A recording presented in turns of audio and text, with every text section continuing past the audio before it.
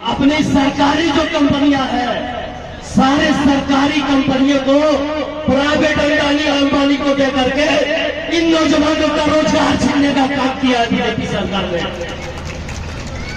मेरे दोस्तों, मेरे नौजवान साथियों, एक बात आप गौर से सुन लो, इस देश में डॉक्टर भीमराव अम्बेडकर का संविधान चलता है और पूरे भारत मानता है, लेकिन भाजपा सरकार का संविधान नागपुर से चलता है, नागपुर से। और उसके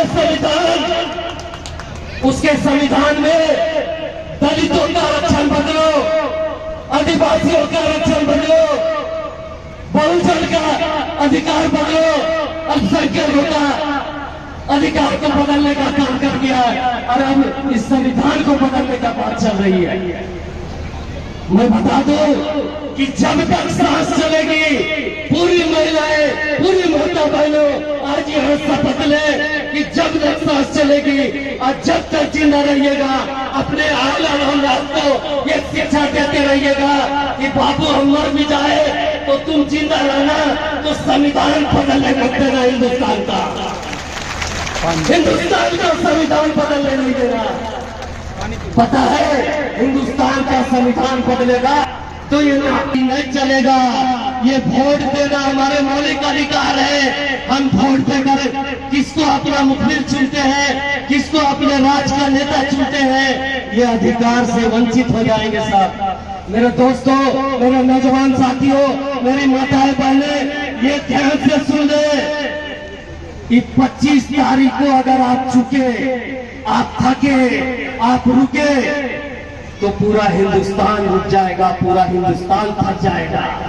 ये वोट का राजनीति खत्म हो जाएगा, वोट को खत्म कर देंगे। पता है यहाँ सिर्फ तानाशाही का राज चलेगा। हिटलर का नाम जानते हैं आप लोग? हिटलर जो जर्मनी का लीडर था, वही तानाशाही राज चलने लगेगा। केवल मैं मतलब मोदी जी, मैं जो बोलूं वो सुनना है, मैं जो बोलूं वो करना है, मैं जो कहूं वो कहना है। सिर्फ मोदी का राज चलेगा।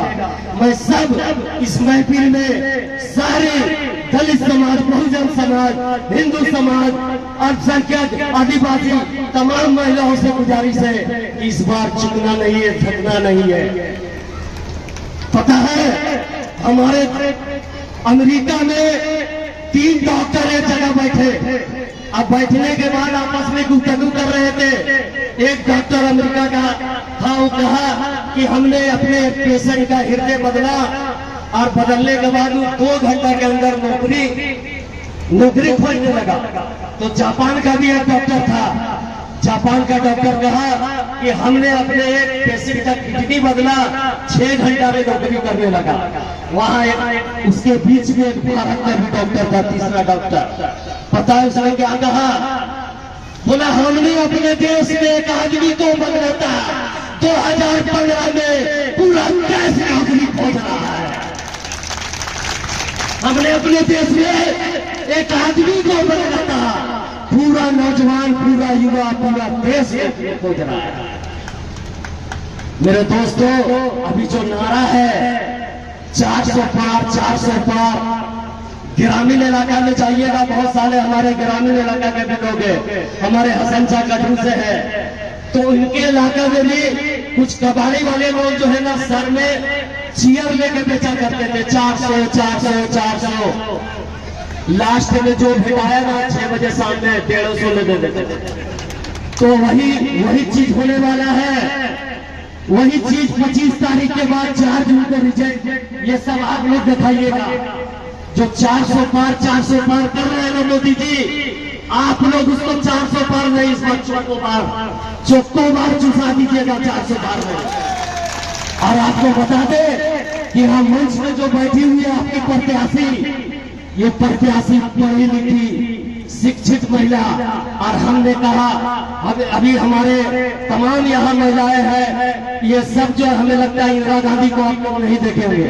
देखे इंदिरा गांधी को मुश्किल से 2-4-10 मिलेगी महिला जो इंदिरा गांधी को देखेगी।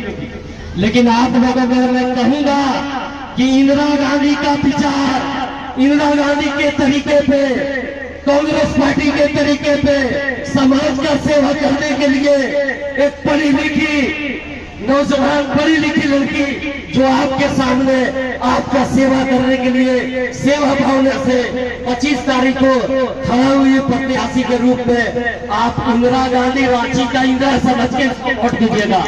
ये रांची की इंदिरा है, ये आपकी आवाज बोल करके संसद में जाएगी। तो मैं आपसे कहूंगा, आपसे गुजारिश करूंगा, मेरे देश में जितने भी नागरिक है ये 5 किलो आटा राशन चावल से नहीं गुजारा होगा। मत दीजिए इन लोगों को फ्री में राशन, मत दीजिए गैस सिलेंडर। लेकिन आपसे और कांग्रेस पार्टी से मैं चाहूंगा कि इन्हें शिक्षा फ्री में दिया जाए। शिक्षा, जिस देश में शिक्षा फ्री रहेगा वो देश तरक्की करते जाएगा।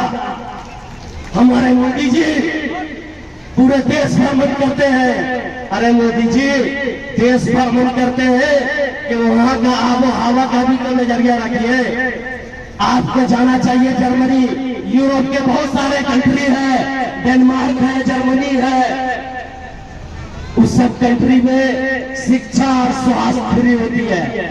हमारे मोदी जी विदेश यात्रा में जाते हैं, हजारों करोड़ रुपया खर्च होती है और हमें 5 किलो राशन में ठग देते हैं। और पता है उनका क्या खाना होता है? काजू की रोटी बनती है और मशरूम फौरन से आता है। रांची हिंदुस्तान का लोकल मशरूम नहीं खाते हैं। और हम कितने बड़े मूर्ख हैं, 5 किलो राशन, 5 किलो आटा चावल में हम पिट जाते हैं। 2 बार मूर्ख बन चुके हैं। मैं गुजारिश करूंगा अपनी माताएं बहने से, आप फ्री का राशन, फ्री का गैस सिलेंडर बच लीजिए। आप अपने प्रधानमंत्री से बोलिए, अपने देश के नेता से कहिए मुझे इस देश में शिक्षा फ्री चाहिए, इस देश में स्वास्थ्य फ्री चाहिए, तब हमारा देश तरक्की करेगा। ये बीजेपी पार्टी का जो सबसे बड़े महान लीडर अटल बिहारी वाजपेयी, स्वर्गीय अटल बिहारी वाजपेयी जी, उन्होंने कहा था इस देश में किसी को मुफ्त में कुछ मत दो लेकिन शिक्षा जरूर दो। शिक्षा पे बात कीजिए। कांग्रेस पार्टी ने बड़े बड़े IIT कॉलेज खोलवाई, लेकिन हमारे देश के प्रधानमंत्री सिर्फ बेचने का काम किया है। एयरपोर्ट बेच दिया है, रेलवे बेच दिया है। अब बोलिएगा रेलवे कहाँ बेचा? रेलवे कानून को बेच दिया। प्लेटफॉर्म में आप जाते हैं, पहले 5 रुपए टिकट लगता था, आज 50 रुपए लग रहा है। निजी कंपनियों को दे दिया गया। और कहते हैं कि शहजादा, अरे शहजादा वाकई में है, आपकी जबान से सच्चाई निकली है, उस शहजादा है। शहजादा का जितनी उम्र हो रही है उससे कम सीट लाएगा।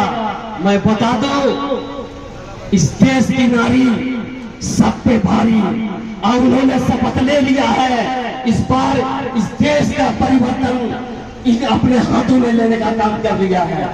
मैं बता दूं कि कांग्रेस पार्टी शहीदों का पार्टी है, कांग्रेस पार्टी कुर्बानी का पार्टी है। आप देखिएगा वही शहजादा के 3 परिवार ने अपने देश के लिए कुर्बानी दिया है।